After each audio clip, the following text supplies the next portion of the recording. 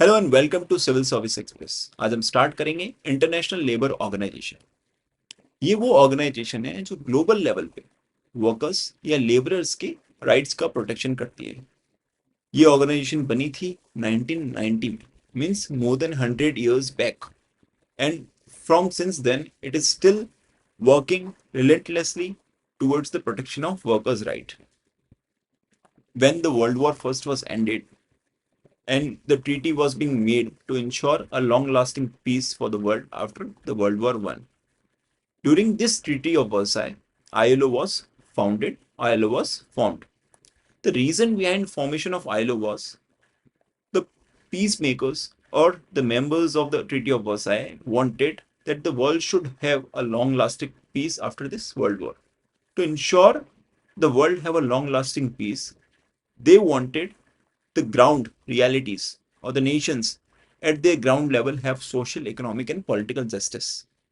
So the ILO took its shape in the formation or in the form of a body which will ensure social justice at ground level.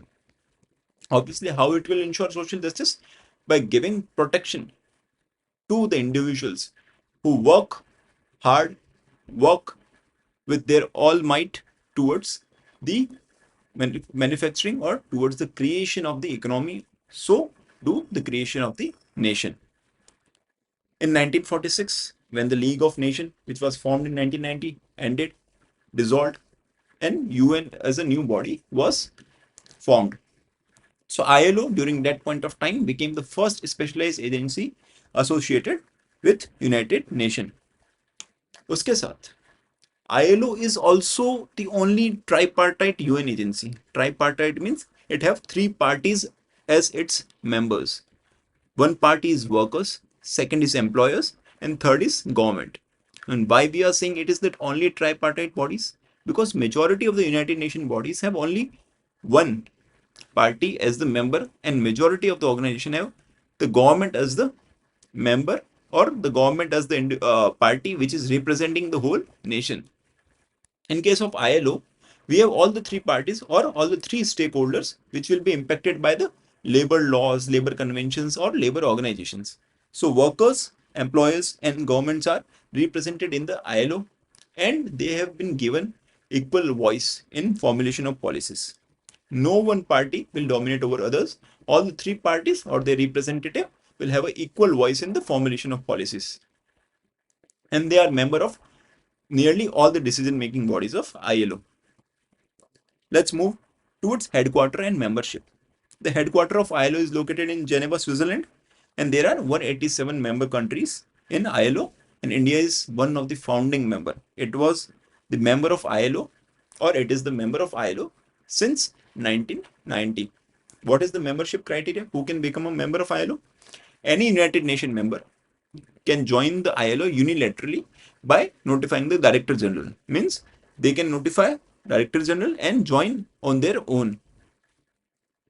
While notifying the Director General, they need to accept all the obligation of the ILO constitution. Whatever obligation ILO has put on the members, they have to accept it. In other cases, if the the individual nation is not a member of United Nations, then they can join the ILO if two-thirds of the International Labour Conference's votes are in their favor. If they are a united member nation, they can join unilaterally by notifying the Director General and accepting the obligations. If they are some other nation which is not a member of United Nations, they can join by getting the favor of two-thirds votes of International Labour Conference. Along with that, ILO being a specialized United Nations agency, it is also a part of United Nations Development Program. UNDP is a program which is responsible for the implementation of SDGs, Sustainable Development Goals.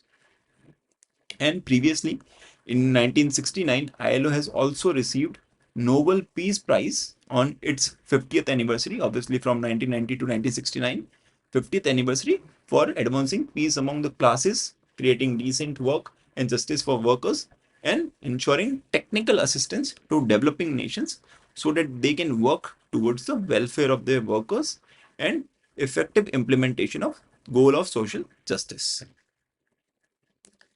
Next is objectives of ILO. That is why the ILO work, why the ILO was formed, and how the ILO operates, on what ideas it operates. जो भी ILO के objectives थे, they were enumerated in the preamble to its constitution. Obviously, just like preamble to our Indian constitution, ILO have a constitution, it also have a preamble. The objectives were mentioned in the preamble. Similarly, we also, India also have constitution, and all the objectives which constitution wants to follow has been included in the preamble: justice, socio-economic, political equality, liberty, and just like this, similar is followed in the ILO constitution. Plus, along with the preamble, the objectives are also mentioned in the Declaration of Philadelphia, which was implemented during 1944, and in the Article 427 of Treaty of Versailles. The main idea behind the preamble, or the main objective of the preamble, is universal and lasting peace based upon social justice. जिस समय ILO बना था, उस समय treaty of Versailles के time पे main purpose था, जो भी मेकर्स थे उनका, कि वर्ल्ड में यूनिवर्सल पीस हो, मतलब पूरा वर्ल्ड शांत हो, और लास्टिंग पीस हो, मतलब लॉन्ग लास्टिंग, फिर से ऐसे बड़े वॉर्स ना हो। और वो जो आइडिया बेस्ड होगा पीस का, वो बेस्ड होगा सोशल जस्टिस के ऊपर। उस आइडिया को फुलफिल कौन करेगा? International labour organisation. Since then, ILO has been working to promote freedom and dignity of the working men, and to create a condition in which that freedom and dignity can be effectively enjoyed.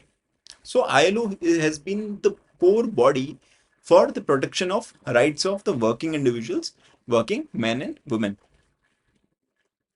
When the obviously the in 1990 it was made with the objective of universal lasting peace and promoting social justice. But as we all know, the World War II started in 1939, and during the Second World War, ILO's objectives got a setback, because whatever objective they were trying to achieve could not be achieved in such a situation.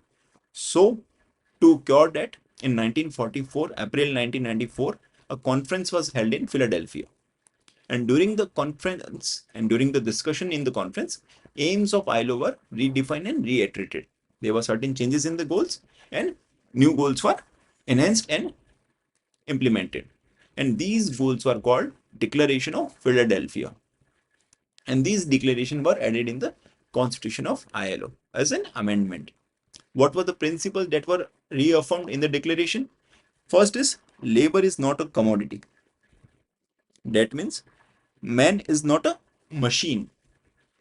During when, if you have read public administration, during these same times, initially during the World War I and similar times, 1920s and 1930s, the thinkers or the philosophers, they were propagating the idea of man as a machine, man as an economic man, okay, which we can use to get our products or get our output. But during the later periods, 1940s, 50s, the idea has changed a bit. Now the man was considered as a social man who have needs, who have wants, and who have rights. Similar idea was propagated by ILO, which said labor is not a commodity. You need to respect their rights, you need to respect their opinions, and you need to ensure their safety and well-being in the organization or in the working environment. Second is freedom of expression and of association.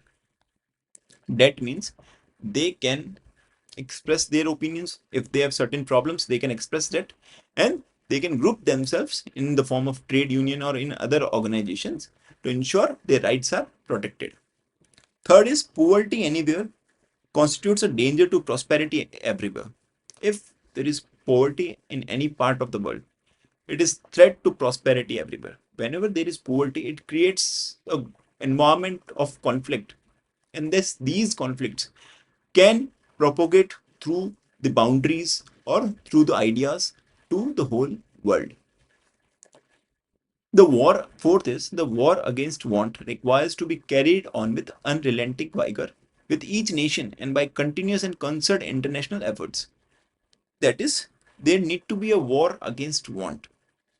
We need to have a war against the want of individuals or influencing individuals. But what we want is, we want to ensure the focus is on the need of the workers, not on the want of certain privileged class. We want a war against the want which is need to be carried out within each nation, and it should be carried out continuously with the support of international organization or international nations or any other body which can support these efforts. So labor is not a commodity. Freedom of expression and of association. Poverty anywhere. Poverty anywhere constitutes a danger to prosperity everywhere, and war against want requires to be carried on with unrelenting vigor within each nation and by continuous and concentrated international efforts. All these 4 points have directly came in questions in the previous years. So next is Declaration of Philadelphia. When the Declaration of Philadelphia was formed, it has more than 100 objectives for the ILO, which ILO has to promote in all the nations of the world. We can't read all the objectives, but I have included some of the important objectives of the ILO, which was included in the Declaration of Philadelphia. First is full employment and the raising of standard of living. That is, जो भी लोग available है employment के लिए, जो भी लोग काम करना चाहते हैं, उनको सब एम्प्लॉयमेंट मिलना चाहिए और उनके स्टैंडर्ड ऑफ लिविंग को रेज करना है. Full employment and raising of their standard of living. Recognizing for the right of collective bargaining. What is collective bargaining? Collective bargaining means laborers or workers as a group can join together and bargain for themselves. Collectively means they are bargaining together for their rights, not individually, but together, maybe in the form of some working organization or in the form of some trade union. They are bargaining collectively with the employer or with the government for their rights, for their needs. Third is extension of social security measures. Whatever social security measures existed at that point of time, they wanted extension of these measures to the workers, to the lower class, and to every individual who is suffering from the poverty or any other kind of injustice. Fourth is adequate protection for the life and health of workers in all occupation. Means there need to be safety and protection of health of workers in all occupation without exception. They also included provisions for child welfare and maternity protection. Means if the child are working in the organization, they need to be protected, and if there are certain organization which are hazardous or which where child should not be employed, everything should be in place, or every organization or every mechanism should be in a place in each nation such that these childs are not exploited by these organizations, factories or establishments. Second is maternity protections. They also provided protection for women who are going through childbirth or who are going to be giving the birth to a child. Next is section 6 or point 6, provision of adequate nutrition, housing and facilities for recreation and culture. Now they are moving from not just providing equal pay, basic welfare or maternity protections. They are now moving towards adequate nutrition. They are also ensuring the individual's physical health, not just during the working hours, but also after the working hours is fit and good. They are focusing adequate nutrition. They are focusing on housing and facilities for recreation and culture. Now they want a holistic development of individuals out from not just during the working hours, but also outside the working hours. Assurance of educational and vocational opportunities. Now they want that individual, that worker, his family to grow and achieve newer heights. So the goal of ILO since Declaration of Philadelphia has moved from basic welfare of the individual or the worker to a holistic welfare and growth of the working class and their families. Next is mission and strategic objectives of ILO. As we all know, the ILO was devoted to promoting social justice and also toward internationally recognized human and labor rights. As we all know, ILO, while working as an organization for the protection of human right, protection of workers' right, it has been also working as an organization for the protection of human rights. Whatever human rights has been framed by United Nations human rights organizations has been implemented by ILO in its working. So in these regards, ILO also have a 4 strategic objectives. We have discussed all the objectives above. They are 4 strategic objectives which is ILO focusing on more than other objectives. First is promote and realize standards and fundamental principles and rights at work. First thing is to formation of standards for working of labor, standards for their working conditions, or standards for their rights. Formation of some principles and rights that need to be followed by the nations or by the industries. Second is creating a greater opportunities for women and men to decent employment and income.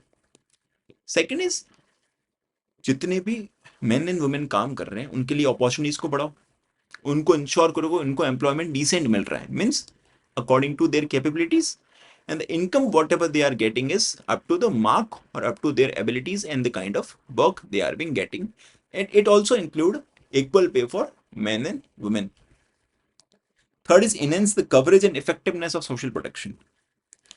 Obviously there were social protection schemes were going on at that point of time, or presently also they are going on, but the goal of ILO is to ensure that the coverage is maximum to the last man. The social protection schemes are covered and they're effectively implemented. They are not just existing on the paper, they are implemented effectively at the ground level. Fourth is strengthening tripartism and social dialogue. Already we have discussed what is tripartism. That means 3-party, employer, worker and government. They are 3 parties to the labor rules and regulations. So ILO's objective is to strengthen tripartism, means formation of bodies at national level which represent the 3 parties. There is dialogue and discussion between these parties, and also a social dialogue between worker and the society. So overall, the ILO is focusing on holistic development only of holistic development of the labor or holistic development of the worker in the industry. Next is governance structure. How the ILO works, what are the organs of ILO, and how ILO functions, frames laws, and implements its decisions. First is International Labour Conference. It is also known as the Parliament of Labour, and it meets annually in Geneva. Most of the time it meets in Geneva at the ILO headquarters. It exists like a state legislature or a parliament of our nations where law discussions are held and laws and ideas are framed. It is composed of 4 delegates per nation or per member state. From every member state, there will be 4 individuals or 4 delegates who will represent the nation. 2 होंगे government के delegates, एक होगा employer का delegate और एक होगा worker का delegate. 4 लोग होंगे, 2 गवर्नमेंट की तरफ से, एक वर्कर की तरफ से और एक एम्प्लॉयर की तरफ से. हाँ, यहाँ पे गवर्नमेंट के रिप्रेजेंटेटिव ज्यादा है because government has the duty to frame policies and implement them, but employer and worker are also given equal weightage in this organization. So it is also called the Parliament of Labor. It meets annually, usually in Geneva. 4 delegates, 2 government, 1 employer, 1 worker. Functions क्या रहेगा इसका? To formulation of international labor standards. जो भी standards बनाने हैं वो बनवाएंगे, जैसे पार्लियामेंट लॉज बनाता है. सिमिलरली लेबर कॉन्फ्रेंस भी स्टैंडर्ड्स बनाएगा, कन्वेंशंस बनाएंगे और जो भी रिकमेंडेशंस है वो भी फ्रेम करेगा ILC. ILO के बजट को अडॉप्ट करेगा जस्ट लाइक आवर पार्लियामेंट. जो गवर्निंग बॉडी है नेक्स्ट, उसके मेंबर्स को इलेक्ट करेगा. जैसे पार्लियामेंट से काउंसिल ऑफ मिनिस्टर के मेंबर्स इलेक्ट होते हैं, उसी तरीके से गवर्निंग बॉडी जो है उसके मेंबर्स भी इलेक्ट कहां से होंगे? इंटरनेशनल लेबर कॉन्फ्रेंस से. और जो भी की और सोशल और लेबर इश्यूज है उसको डिस्कस करेंगे. मतलब just like a parliament, it would work as a body, it will frame standards, pass the budget, elect members of governing body and discuss important issues like social and labor issues. What was the role of Indians in this organization? We have some important presidents who have headed this organization. First was Sir Atul Chatterjee in 1927, Sir Shri Jagjeevan Ram 1950, Dr. Nagendra Singh 1970, and Shri Ravindra Verma in 1979. You can be asked a question like who has been in the past the presidents of ILC? Atul Chatterjee, Jagjeevan Ram, Nagendra Singh and Ravindra Sharma. Also remember their sequence. First is Atul Chatterjee, second is Jagjeevan Ram, third is Nagendra Singh and fourth is Ravindra Verma. So second body है governing body. ये executive arm of ILO है, just like our council of minister और cabinet. जो जो भी decisions ILC ने लिए हैं उसको इंप्लीमेंट करने का काम किसका होगा? ये आईएलओ का हो, गवर्निंग बॉडी का होगा। It meets 3 times a year, March, June and November. Fix है, 3 बार मिलेंगे, मार्च में, जून में और नवंबर में। टोटल इसमें 56 मेंबर्स होते हैं। सेम रहेगा, 2:1:1 का रेशियो रहेगा। 28 गवर्नमेंट के रिप्रेजेंटेटिव्स होंगे, 14 एम्प्लॉयर्स के एंड 14 वर्कर्स के रिप्रेजेंटेटिव होंगे। जो 28 गवर्नमेंट के रिप्रेजेंटेटिव्स हैं उसमें 10 परमानेंट मेंबर्स है, मतलब 10 की सीट फिक्स है, बाकी जो 18 होंगे उनका रोटेशन होता रहेगा। Of the 10 permanent members we have India, USA, UK and Germany. बस you have to remember the thing, India is also a permanent member of ILO. Obviously, it is one of the biggest industrialized nation and also have a significant worker population around the world. What is the functions of governing body? It sets the agenda for International Labour Conference, approves the draft program and budget, appoints the Director General, and supervises the implementation of ILO conventions. That means what the ILC is going to discuss, what is going to be the agenda of the ILC, it is set by governing body.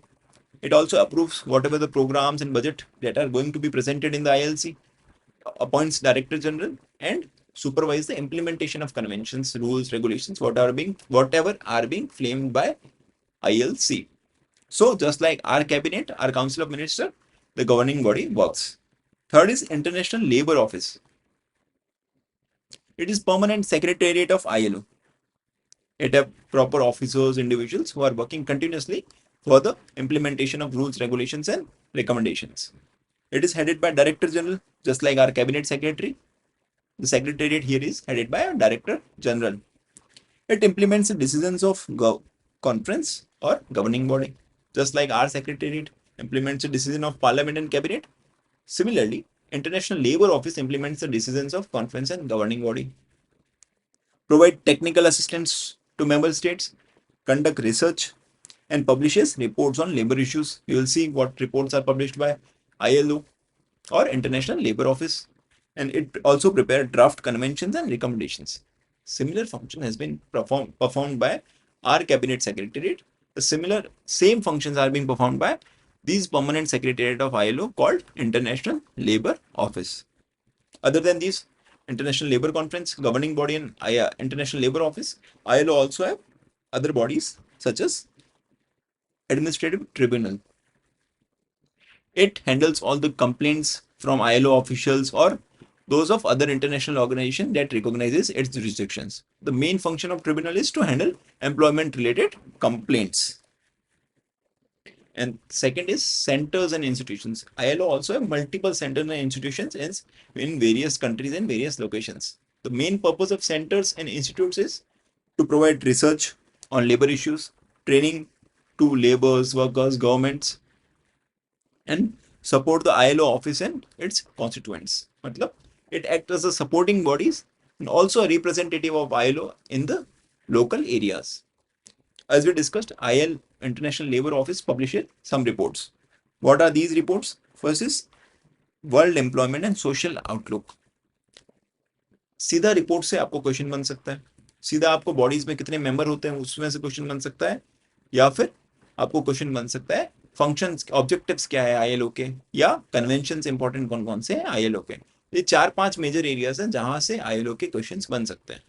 तो reports देख लें, world employment and social outlook, global wage report, world social protection report, world employment and social outlook for youth and world of work report. सिर्फ आपको नाम याद करने, नाम ज्यादा इंपॉर्टेंट है एग्जाम के पर्सपेक्टिव से। World employment and social outlook, global wage report, world social protection report, world employment and social outlook for youth and world of work report. अब बात करते हैं इंटरनेशनल लेबर स्टैंडर्ड्स की, या जो भी कन्वेंशंस वगैरह आईएलओ के द्वारा बनवाए गए उसके बारे में। स्टैंडर्ड्स क्या होते हैं? स्टैंडर्ड्स एक लीगल इंस्ट्रूमेंट है जो आईएलओ के द्वारा बनाए जाते हैं ताकि जो बेसिक प्रिंसिपल्स या राइट्स क्या होंगे वर्क पे उसको डिसाइड किया जा सके। स्टैंडर्ड्स भी 2 तरीके के होते हैं। पहला हो गया कन्वेंशन एंड प्रोटोकॉल। जो भी कन्वेंशंस होंगे या जो भी प्रोटोकॉल्स होंगे वो लीगली बाइंडिंग होंगे। अगर कोई भी मेंबर उसको रेटिफाई करता है, उस पर एग्री करता है, तो वो उस पर बाइंडिंग हो जाएंगे। और दूसरा होता है रिकमेंडेशंस, ये नॉन बाइंडिंग गाइडलाइंस होती है जो नेशंस को इशू की जाती है।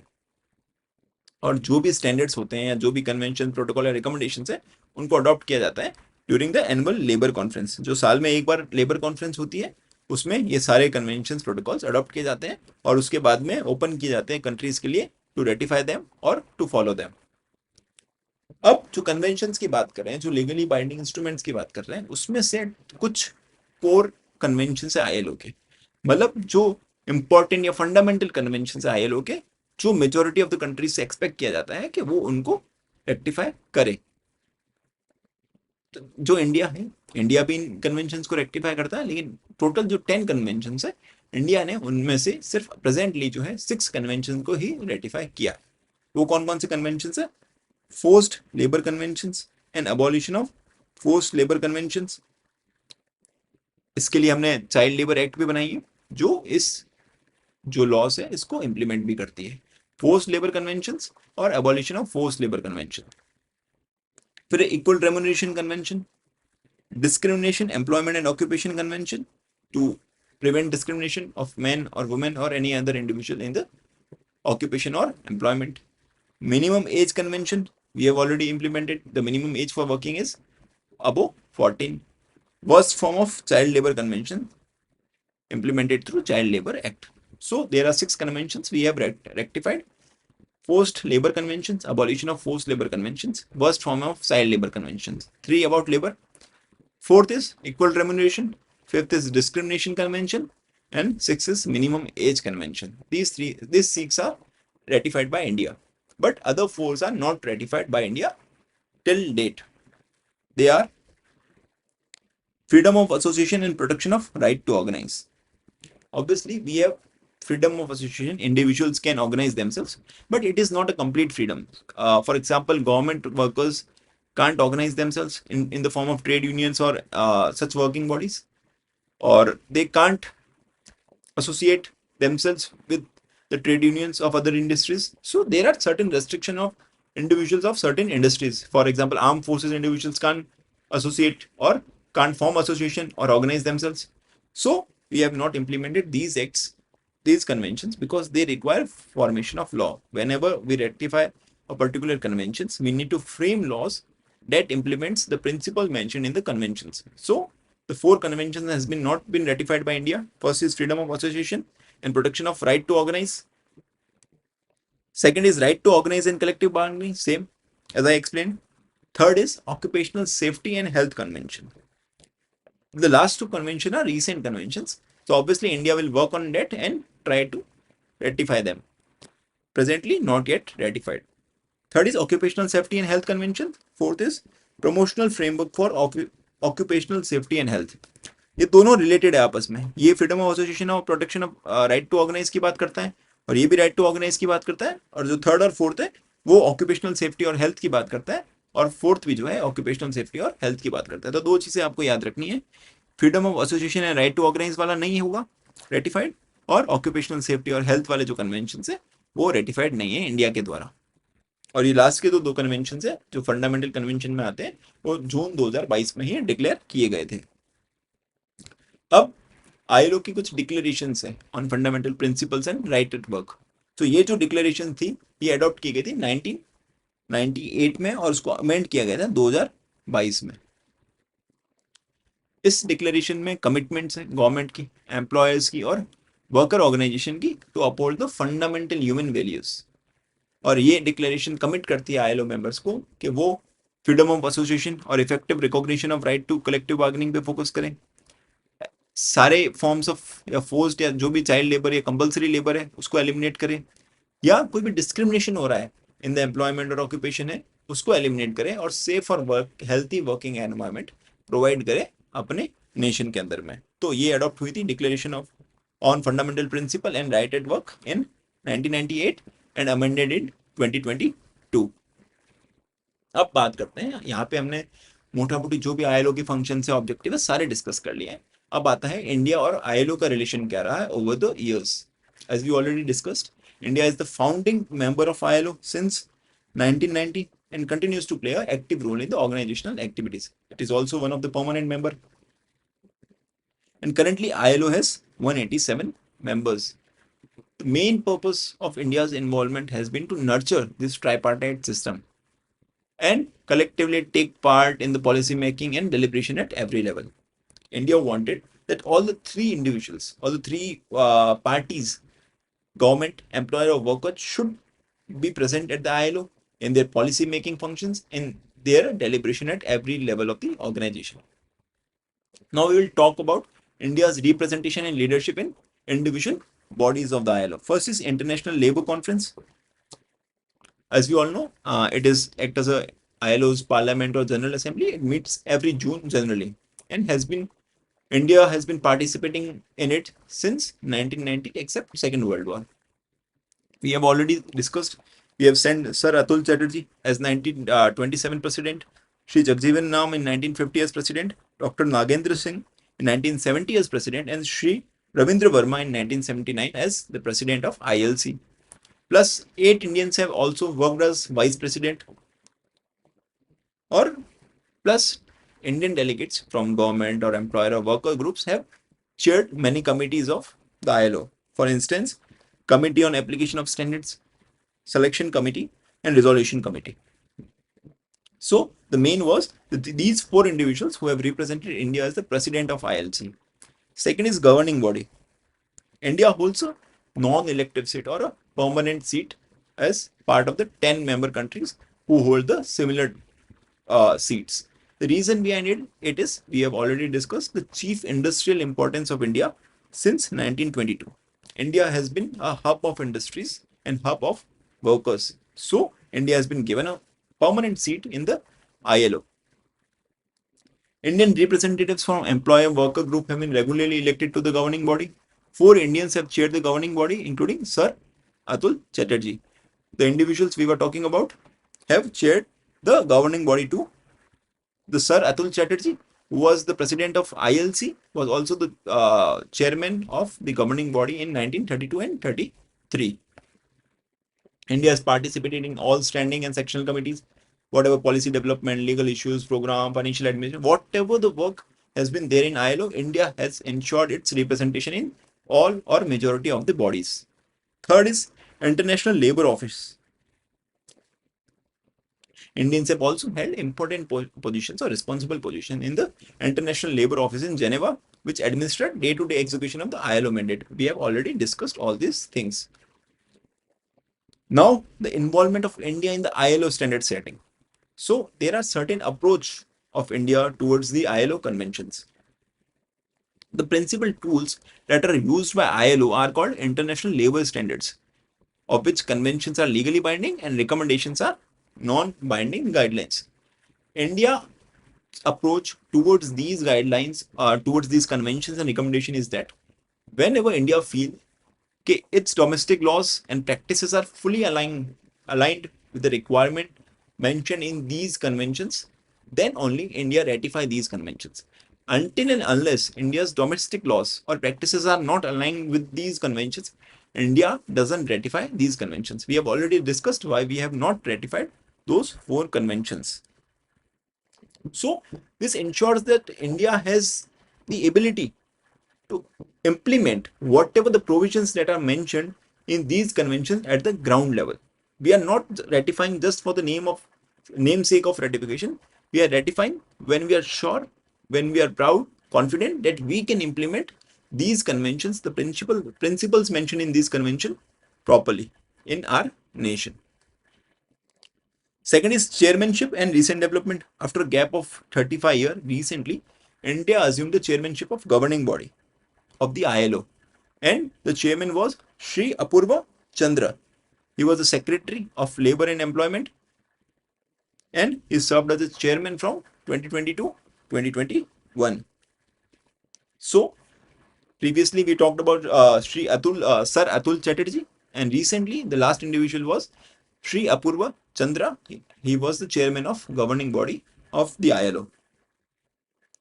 And India, like every ILO member, is submitting periodic reports on core conventions, whether they are ratified or not, ensuring that whatever principles that are being mentioned in the conventions are being implemented by India in principle.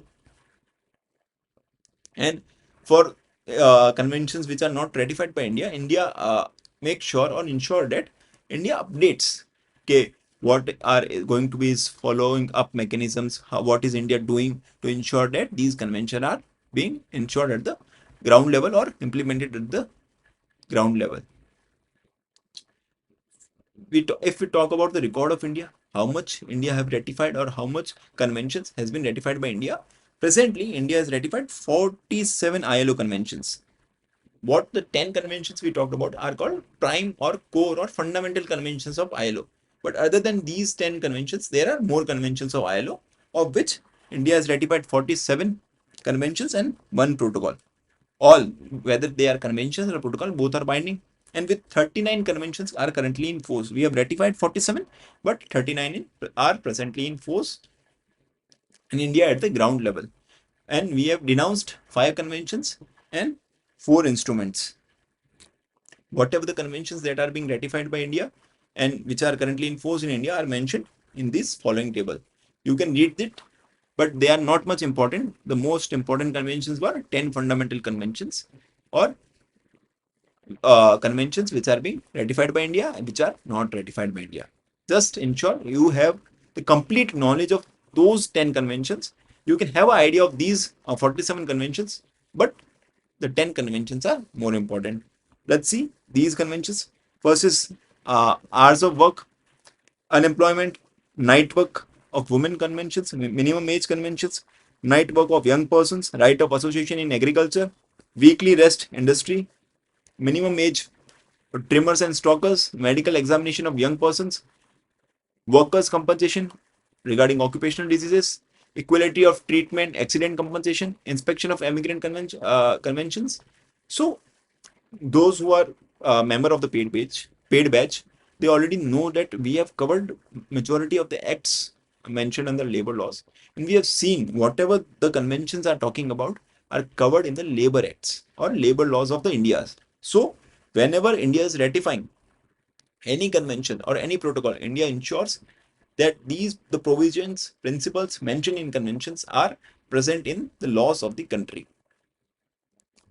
Other are seamen articles agreement, minimum wage fixing machinery, marking of weights, forced labor conventions, protection against accidents, night work conventions, workmen compensation for occupational diseases, underground work conventions, final article revision conventions, and many more. They are not important. I'm not going to cover everything and read it. If you want, you can read them. And I don't think any question is going to come from these conventions, but just for the sake of reading, read these conventions. And we have also marked which convention has been denounced or ended by the India, or which are changed, or there are any other amendment. Whatever is important from the exam perspective has been included with regard to ILO in this PDF. The PDF is available in the Telegram group. You can join the Telegram group from the link given in the description of this video.